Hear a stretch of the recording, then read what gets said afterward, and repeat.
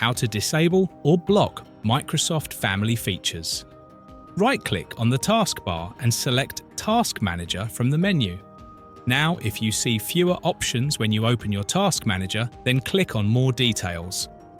Go to the Services tab and enter the words WP and C faster on your keyboard. It will highlight WPC MON SVC Parental Controls. If I right-click on it and start it, as you can see, it is running.